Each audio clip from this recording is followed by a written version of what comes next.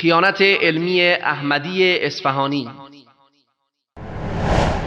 پاسخی بر تهمت به فخر رازی و اینکه منزلت و مقام ائمه از انبیا بالاتر است. حالا گوش کن. امام فخر رازی از بزرگان مفسر اهل سنت است. تفسیر مفاتیح الغیبش 30 و چند جلد مطلب کله هم ریخته. این بشر با اینکه نسبت به مذهب حق تشیع و معارف و روایات فضائل و مناقب و امامت بسیار کم لطف است، متاسفانه، با اینکه خیلی عالمه، اما تعصب نسبت به غیر علی نمیگذاره علی رو بشناسه. اما مع البته در آیه مباهله، گوش کن چی میگم، مراجعه کنید ببینید.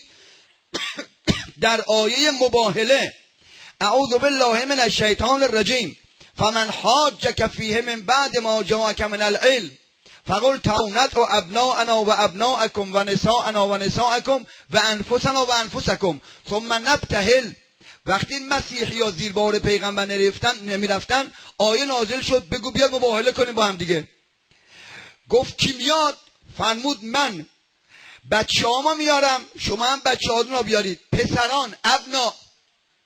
امام حسن امام حسین آورد به اجماع مفسرین و مورخین سنی و شیعه و غیر مسلم. مورخین تاریخ نویس اسلام غیر مسلم نوشتن پسران ما میارم، حسن و حسین آورد. مسیحی هم نگفتن شما که اینا پسرها تو نیستن، پسرها علی هن. میفهمیدن پسر خودشن. خدا داره میگه پسر پیغمبره. و نساءنا، 9 تا زن داشت اون موقع خاتم الانبیا، اونا را نیورد. نساءنا، زنانمون را میاریم، فقط فاطمه زهرا را آورد. اینجا و انفسنا، من جونم رو میارم، شما هم جونتون رو بیارید. جونم رو میارم، نفس خودم رو میارم، کی آورد؟ اجماع مسلمین است. والله العظیم دیده امو میگم یک نفر مخالف وجود نداره. علی آورد و اعلام کرد یا العالم علی نفس من است، علی جان من است. گیتا 2 تا میبینن. شما چی میگین که چشمشون پیچ داره 2 تا 4 تا میبینن؟ ما اصفهانی ها میگیم لوچ، قمی ها میگن قیچ. شما چی میگی؟ مشهدی ها؟ ها؟ کلاچ. حواست به منه. کلاچ ها 2 تا میبینن، قیچا 2 تا میبینن، خدا یکی میبینه. انفسنا. فخر رازی به اینجا که میرسه میگن اگر رافضی ها شیعیان بخواهند به این آیه استدلال کنن، این حدیث، این گفتار تموم که میشه، یه صلوات میخوام که تا سمناش داشت بره. گوش کن. میگه این فخر رازی میگه در ذیل آیه مباهله، میگه اگر شیعیان بخواهند به این آیه استدلال کنن که علی ابن ابی طالب از جمیع انبیا افضل است، میتونن، چون خاتم الانبیا از تمام انبیا افضل است و خدا تو این آیه میگه علی هم نفس پیغمبر است. پاسخ به شبهه. این نیز یکی دیگر از تلبیس‌ها و افتراهای آخوندها بر علمای اهل سنت است که بدین وسیله می‌خواهند مردم را از حقیقت اسلام و قرآن دور کنند. امام فخر رازی در ذیل تفسیر آیه مباهله قول باطل روافض در مورد افضلیت علی رضی الله عنه بر سایر انبیا را نقل می‌کند. سپس آن را رد کرده و می‌فرماید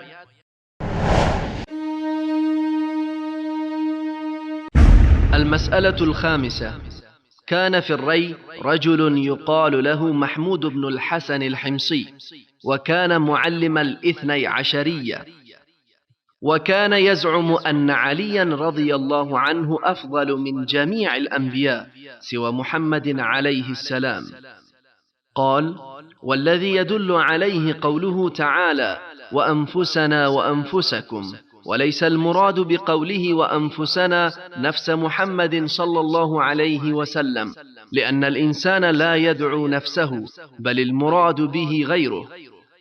وأجمعوا على أن ذلك الغير كان علي بن أبي طالب رضي الله عنه.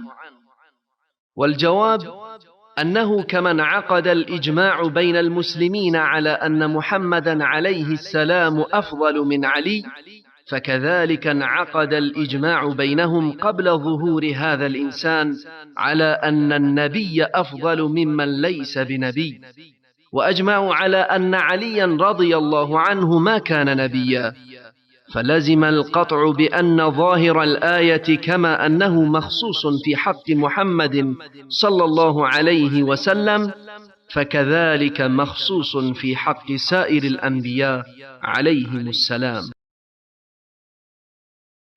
گوش کن، میگه این فخر رازی میگه در ذیل آیه مباهله، میگه اگر شیعیان بخواهند به این آیه استدلال کنند که علی ابن ابی طالب از جمیع انبیا افضل است، میتونن، چون خاتم الانبیا از تمام انبیا افضل است و خدا تو این آیه میگه علی هم نفس پیغمبر است.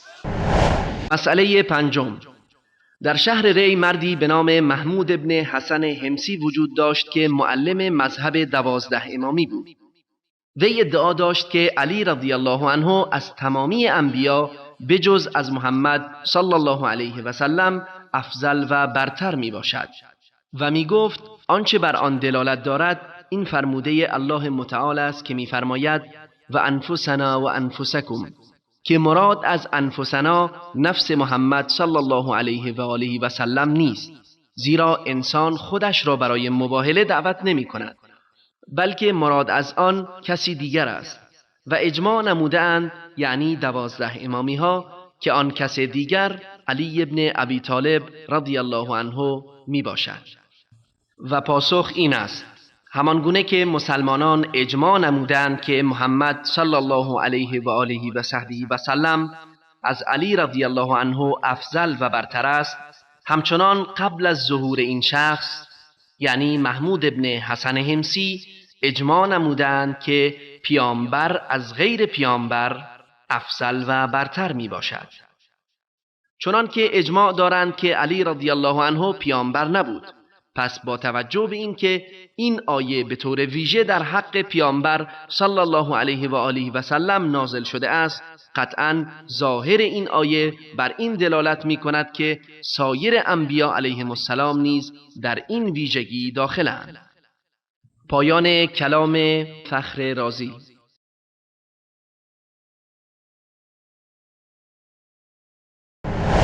لازم به ذکر است که در مذهب شیعیان 12 امامی امامت مهمتر از نبوت و مقام و منزلت ائمه 12 گانه بالاتر از مقام پیامبران علیهم السلام می باشد.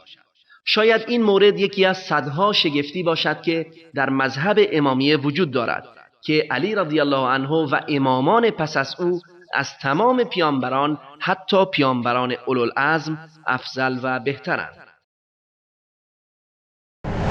آیت الله خمینی در کتاب ولایت فقیه که اسم دیگرش حکومت اسلامی است میگوید ائمه ما مقامی دارند که هیچ پیامبر مرسل و ملک مقربی به آن نمیرسد. اما چرا حتی در یک آیه از قرآن کریم نام این ائمه که از تمامی پیامبران برترند به میان نیامده و نام 25 پیامبر در قرآن ذکر گردیده و بسیاری از سوره های قرآن نیز به نام های پیامبران نامگذاری گردیده و الله متعال آیات بسیاری را در بیان زندگی و دعوت و هجرت آنها نازل فرموده است؟ خیانت میدانم و بنده راضی نیستم و این رو من خیانت میدانم و بنده راضی نیست.